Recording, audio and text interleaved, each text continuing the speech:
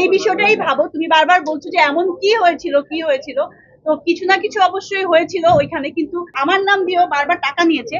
রাগারাগি, একটু ধমকাধমকি, একটু ধরেন যে কলারের শার্টে ধরলো যে কেন এই কাজটা করলা, এরকম হয়েছে। সেই ছেলে যদি এখন এসে বলে আমার ফ্রেন্ডের মতো এক চ্যানেলে বসে ববি বলে, এমনি আপা বলে, তো ওর কনফিউজিং এক তো ক্যারেক্টার, এতটা ডিসঅনেস্টি নিজের কাজের সাথে, এটা আসলে আমি দেখি নাই। স্ক্রিনেও যদি দেখতাম যে ঠিক আছে সুন্দর করে কাজ করতেছে, সবকিছু ঠিক আছে, গান 1-1.5 মিনিটের এত সুন্দর গান, মানুষের থেকে টাকা নিয়েও গান নেয়, আবার অন্যদের গান কেটে দেয়, আবার নতুন এমন একজনকে আর্টিস্ট না যেটা প্রডিউসার একসেপ্ট করে না, তার থেকে পয়সা নিয়ে, এগুলো তো ছবিটা দেখে আমি হার্ট হয়েছি। এবং ডাবিং এর সময় আমাকে শুধু ডাবিং এর সিন গুলি দেখিয়েছে, যে পুরো ছবি দেখা যাবে না।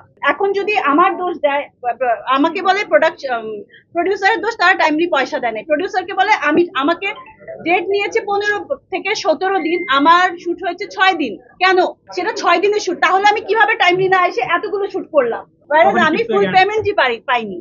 আমার নাম দিয়ে বলেছে যে ও আইটেম গান করতে চাচ্ছে না, আপা আইটেম গান করবেন, আমি কেন করব না? আমি যদি এই ক্যারেক্টারে আইটেম গান ডিমান্ড করে, আমি কেন করব না? কোনোদিন কি আমার নামে কখনো এরকম কেউ কমপ্লেইন করেছে? বা কোনোদিনও? ওর যে সেকেন্ড ছবি, এটা ফার্স্ট ছবিতে কি হয়েছিল সেটাও তো অনেকে অনেকভাবেই জানে। আসলে চরকাণ্ডের বাইরে কিছু হওয়ার তো কথাই না। আমি এতটা নিচে তো নামতে পারবো না, এবং নোংরা এত চিপনেস এর মধ্যে আমি আসলে যেতে চাই না। আমার যতটুকু বলার আমি সবকিছুই বলেছি। মধ্যে উনি তো এটা থাকতে পারবেন না, শুধু ববির নাম বলে বলে, ববিকে এখানে ইয়ে করে, নতুন প্রোডাকশন দেখে ববিকে ইউজ করে, ববি এটা করেছে, ববি এটা করেছে, এটা করেছে, এটা দিয়ে উনি থাকতে পারবেন না।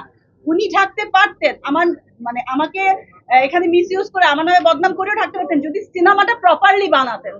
তারপরেও হতো যে আচ্ছা উনি ডিরেক্টর হিসেবে কাজটা, ওইটা হচ্ছে নিকেতনে প্রডিউসারের নিজের বাসা, দাওয়াত ছিল, এবং আসলে দাওয়াত না, এটা নিয়ে একটু ডিসকাশন ছিল। এই আমি এটা জানি না, কিন্তু সন্ত্রাস বাহিনী আমি দেখেছি, নিজের চোখে দেখেছি, সিসিটিভি ফুটেজ আছে, ওটা থানায় জমা দেওয়া আছে, ওনারা দেখেছে, এবং আমি পুলিশ নিয়ে কিন্তু বিল্ডিং এ গেছি তখন।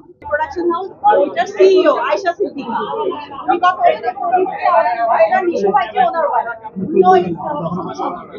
আমাদের প্রোডাকশন থেকে আমাদের ময়ূরাক্ষী সিনেমার জন্য যা বাজেট ছিল তার চেয়ে অনেক বেশি, 3 গুণ বাজেট আমরা পরিচালককে দিয়েছি। কারণ পরিচালক আমাদের সাথে কন্ট্রাক্টে ছিল যে সেই সিনেমাটা মানে ডিস্ট্রিবিউশন হোক আরম্ভ করে এভরিথিং সে দেখবে।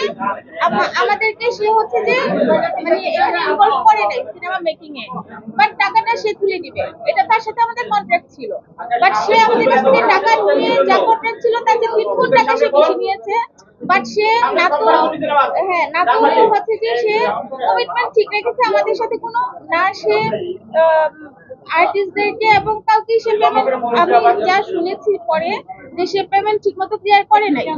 টেকনিশিয়ানরাও ফোন করেছে, আর্টিস্টরা বলেছে, আমরা শুনেছি যে পেমেন্ট সে ক্লিয়ার করে নাই।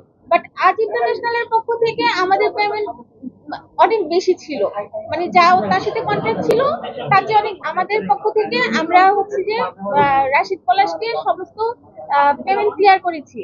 পলাশের প্রতি যেটা আমাদের অভিযোগ সেটা হচ্ছে যে পলাশ তার কমিটমেন্ট কোনোটাই ঠিক রাখে নাই, ঠিক মতো সে কোনো কমিটমেন্ট রাখে নাই, এবং আর্টিস্টদেরকে পেমেন্ট করে নাই ঠিক মতো। হ্যাঁ, রিলিজের আগে দিয়ে হল বুকিং গুলি ঠিক মতো হয় নাই, কারণ সে দায়িত্ব নিয়েছে।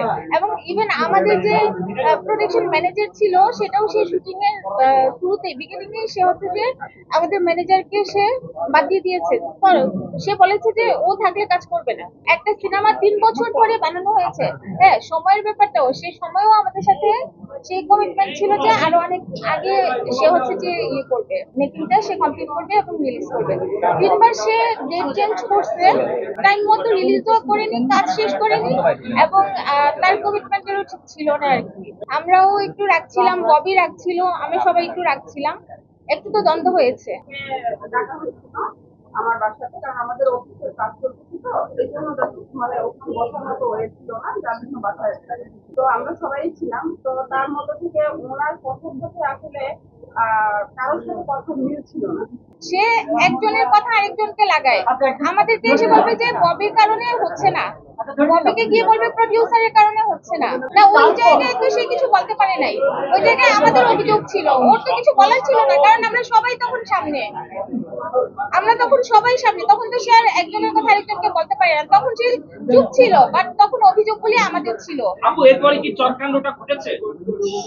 একবার ওর কথা বলে আরেকজনকে ব্লেম করছে, আমার কথা বলে আরেকজনকে blame করছে। এগুলো ধরা যখন 8-10 জন মানুষের মাঝখানে ও করেছে, সবকিছু ক্লিয়ার।